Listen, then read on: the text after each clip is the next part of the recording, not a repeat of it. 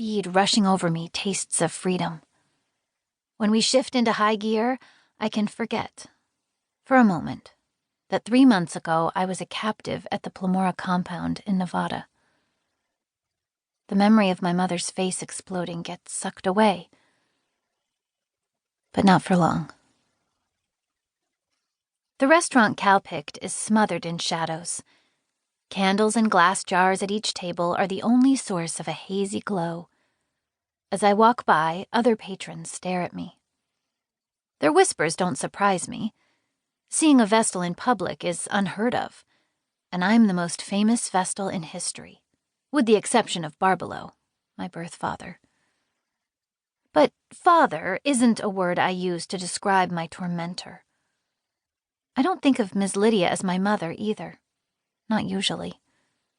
The closest thing I have to a real parent is Cal McNeil, who paid $32 million to purchase me from Tabula Rasa, the school Barbelo founded 51 years ago, with the ostensible purpose of shielding students from the internet. Barbelo's real objective was to create a network of Vestals in key positions, spies all over the world who were devoted to him. Cal waits for us at the table, a smile on his tan face. His hair is long around the ears. I need to remind him to trim it. Cal wears his usual tweed jacket with soft brown patches on the elbows. He stands up when we reach the table and hugs us both. Enjoy your ride, you two? From the mountains to the beach. Seth slides into the booth. He pulls off his jacket and exposes forearms covered with ink.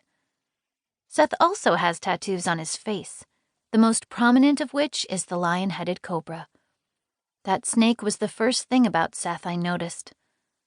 A year ago, he snuck into Tabula Rasa, took my picture days before graduation, and posted it on Veritas Rex.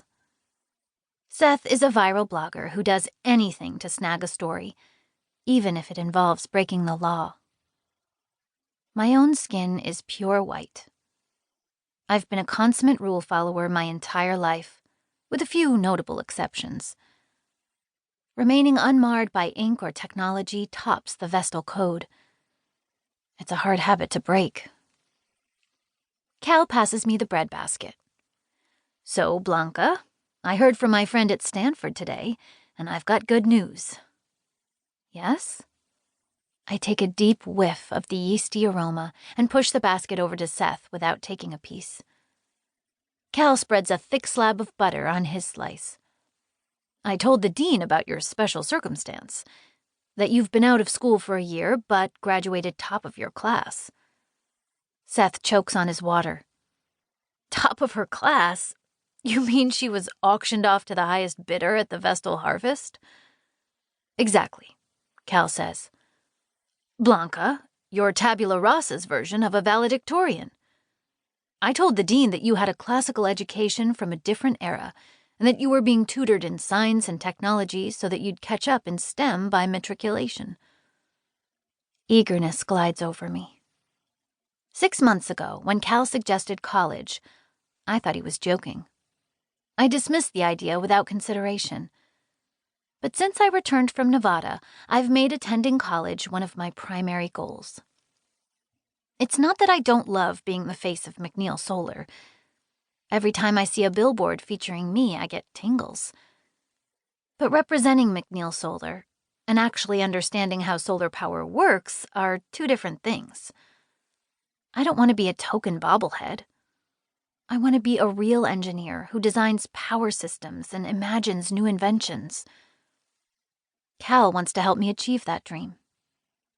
Seth is so committed to Veritas Rex that there's no way he'll work for his dad's company.